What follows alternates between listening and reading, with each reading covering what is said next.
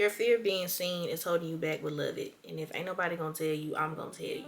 I think we often look at other people's lives, and especially on the internet and just social media and other places where you just see other people's lives broadcasted, and we think they're so lucky.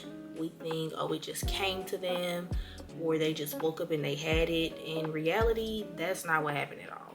A lot of people that are in successful positions, yes, some were born into it, some had nepotism, but honestly, people that do what they want to do and live how they want to live, it takes a really long time to get there, but it really starts with letting go of being scared of being seen.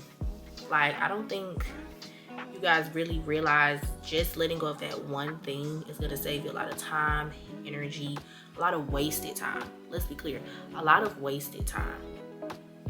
And I guess it's like, well, how do I know I have a fear of being seen? How do I know I have a fear of being seen? Some of you guys don't fear being seen at all. Some of you guys just have imposter syndrome. Imposter syndrome is just literally not believing you are who everybody else can kind of see that you are.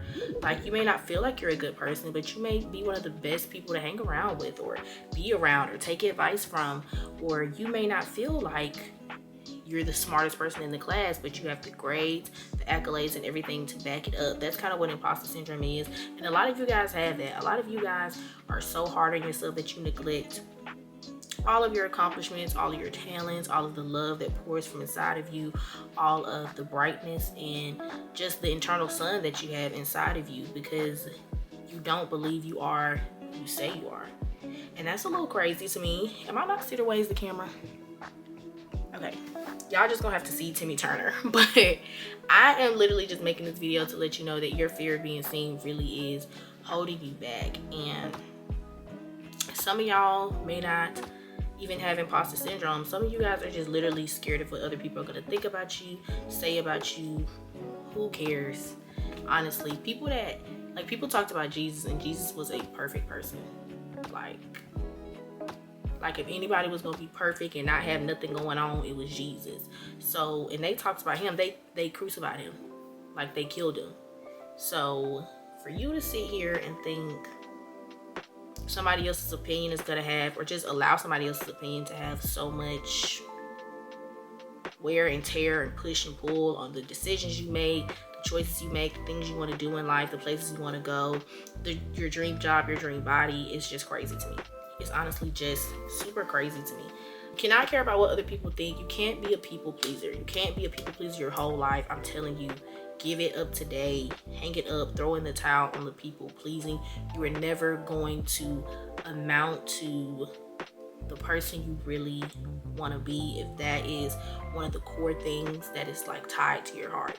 Get rid of it, throw it away, set boundaries, move on. We have to move on, y'all. And if you're a person that you feel like you have like low self-esteem is the reason you're not putting yourself out there, the only way to get high self-esteem is to take chances, take risks, constantly put yourself out there. Anybody that has quote unquote high self-esteem, where you see them confident, trust and believe that 9 times out of 10, they've put themselves out there, they've taken the risk. I mean, with life, sometimes life is as simple as a yes or no, an acceptance or rejection. That's literally just what life is.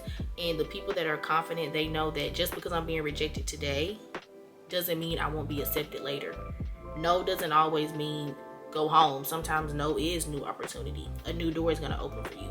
If you're scared of rejection, if that's going to affect your esteem too much, then you're not ready. But I'm telling you today how to get ready. And this may seem like, oh, what am I talking about? But I literally had to trash my fear of being seen all 2024 just so I can be the person that I'm grown, or the person I've grown into 2025, and I'm still not where I want to be. 2023, I was tired of huffing and puffing about sales. I didn't want to do it no more. I went to school. I said, I want to be a dental hygienist. Let's start at assisting. Became a dental assistant. While I was in dental assistant school, I was like, I'm so tired of working regular jobs. I just want to be in my field. I got my job before I graduated. Because I knew I wanted to be such a standout to my job, let me go hard in school. I don't care what anyone says about me studying too much, how I'm preparing for tests. I graduated. I'm the top of my class. 4.0 GPA, just because I'm thinking about me. And in the midst of doing all this, I'm also growing my YouTube channel. So I'm going to work, I'm going to school, I'm going to clinicals, and I'm also doing YouTube on the side. I was able to grow my YouTube channel, y'all, from 300 to 2,000 subscribers. Like, it's 2,000 of y'all here. And I didn't think that was a lot, honestly, until my ex-boyfriend sat me down when I got my first 1,000, and I was like, yay, I'm happy for 1,000. I've always wanted 1,000 subscribers, you know, yay, yay, yay, yay, yay. But I'm not where I want to be. And he was just like, if I put 1,000 people to watch you go to school, talk about studying, talk about being disciplined, go work out, clean your house, whatever it's gonna be, what would be your reaction then? And that's when I realized, okay, I'm making progress, I'm moving somewhere, I'm growing, I'm elevating. And that's another thing about letting go of your fear of being seen. It's not gonna happen overnight.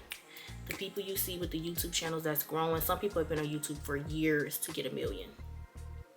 It looks good now, but you really weren't there to grind. If you weren't there to grind it out with them, you don't know. And that's kind of how I feel about my journey as well. Like, my fear of being seen, I just started posting stuff, YouTube videos. I'm gonna get into shorts. I think like YouTube shorts, like I thought YouTube shorts were super corny. I really didn't want to do them, get into them, and you know, because you know, when you watch them, they're super like cheesy sometimes. But one of my cheesiest, or I would say corniest, or whatever the fuck you want to say, one of my cheesiest, corniest YouTube shorts now sits at 512,000 views, 33,000 likes. Posted it on a whim, didn't know what it was gonna do, really didn't care what it was gonna do, just posted it, and cannot begin to explain to you what that whole week felt like just watching that video go from 8,000, come back it's at 33,000, come back it's at 100,000, come back it's at 200,000, and talking to people, and people I don't even know, I don't know where they stay, where they live, talking in the comments and just talking to them about stuff. Absolutely crazy. But that's because I just said I'm gonna start posting on a whim. I'm gonna do what I want to do. I want to be monetized on YouTube. I want to be a content creator. That's what I'm just gonna do. And like I said, that was just crazy.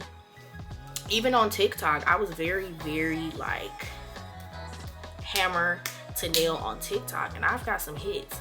I think I posted one of my first big TikTok hits was I posted about me studying. I had just began the school year for dental assistant around this time last year, and probably no, actually not around this time last year, a couple months before like this time.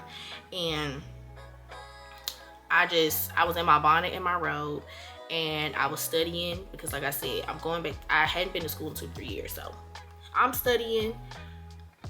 I film and shoot that video and have it edited within 15-20 minutes. That video has hundreds of thousands of views, 20,000+ likes. People still comment to this day and say thank you. They're still saying, oh, I love classical music, or I didn't know about classical music. It's just so much that you can do, and there's just so much world and like life for you to live if you let that fear go. I had to ask myself, why couldn't I go to the gym? Like, I was tired of looking at my back rolls. I was tired of all the clothes I liked. They just didn't look the most appetizing or appealing in my mind. Like, what am I gonna do about that? Let's go to the gym. Let's go to the gym. Let's fix it. Let's change the way we eat. Let's change our diet a little bit. I was 185 pounds. I'm like, I think I've gained weight because I haven't been at the gym. I'm 170 last time I weighed myself, but I had reached my goal weight of 165. And that's all because I let that fear go. I got disciplined and I got consistent. So my last thing that I'm going to leave you with today is let it go. Let it go. You don't need it. It's not benefiting you. If you want to sit and be a little puppy your whole life, then you can. I'm going to go play with the big dogs. So I'm going to leave you guys with this. Come 2025, let go of that fear. It definitely is holding you back. It held me back for a long time. Not anymore. So let go of that fear, set goals, stay disciplined, stay consistent. When you disciplined, that means no matter what happens, you're going to get it done. And when you're consistent, that means you're going to do it. You're going to do it. From the outside looking in, 20 baby steps look like you took one giant step, but you know your journey. You know your journey. So that's all I'm here to say. That's all I got to say. Thank you guys for watching. Let that shit go.